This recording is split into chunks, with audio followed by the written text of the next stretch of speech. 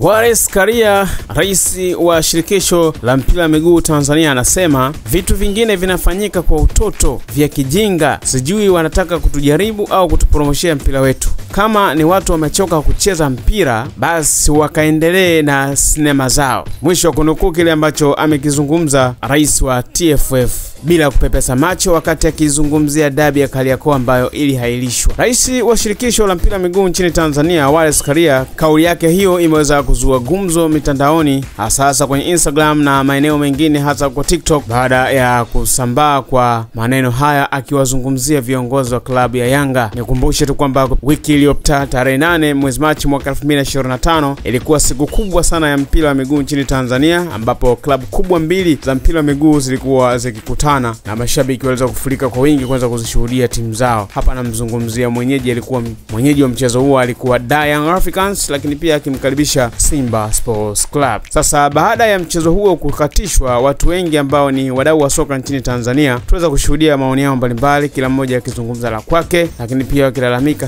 wakilalamikia sana uongozi wa bodi ya ligi kuamua kuhairisha ile mechi bila kuangalia vitu vya msingi, hasa hasara ambayo ingeweza kupatikana baada ya kuhairishwa kwa mchezo ule, kwa sababu ni maandalizi ya muda mrefu sana. Kiangalia vilabu vyenyewe viliweza kujiandaa kwa muda mrefu, lakini pia mashabiki nao waliweza kujiandaa kwa muda mrefu. Kulikuwa kuna wafanyabiashara, lakini pia ilikuwa ni dabi ambayo inasubiriwa kutengeneza historia katika ukanda wa Afrika Mashariki pamoja na Afrika kwa ujumla, lakini mambo yakawa yamekwenda tofauti. Sasa hisia za watu wengi zilikuja kuibuka baada ya hoja ya klabu ya Simba kusema kwamba wamezuiliwa kwenda kufanya mazoezi ya mwisho siku moja kabla ya mchezo katika uwanja wa Benjamin Mkapa. Wengi wakawa na hoja, wakasema kwamba kwa hiyo mazoezi ya siku moja pekee ndio ya kurudisha nyuma na kugomea mchezo, kwa sababu waliandika barua ya kusema kwamba hawatakubali kucheza mpaka bodi ya ligi itakapotoa maamuzi baada ya wao kuzuiliwa kuingia kucheza uwanjani. Tukashuhudia pia kikao cha dharura cha bodi ya ligi ikawa kimetoka na kuthibitisha kwamba mchezo huo umehairishwa mpaka tarehe nyingine itakapopangwa. Hiyo ilikuwa tarehe 8 yenyewe, siku ya mchezo. Taarifa inatoka mchana, kitu ambacho watu wengi sana waliweza kuumia na kuzungumza ya kwao. Sasa kwenye mahojiano mbalimbali, Wallace Karia baada ya kuulizwa nini hatima ya bodi ya ligi, nini hatima ya dabi ya Kariakoo ambayo kila timu imeweza kutoa maoni yake, yeye ndio amesema kwamba hizo kauli za timu mbalimbali kuzungumzia dabi ya Kariakoo,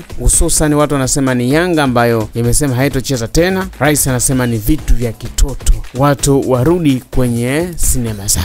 Wewe kwa upande wako ulikuwa na maoni gani kwa kauli ya rais wa TFF baada ya kuzungumzia kuhairishwa kwa mchezo mkubwa, mchezo wa kukata na shoka? Kila mmoja alikuwa anasubiri kushuhudia Simba na Yanga, nini kitatokea uwanjani. Tukutane kwenye comment.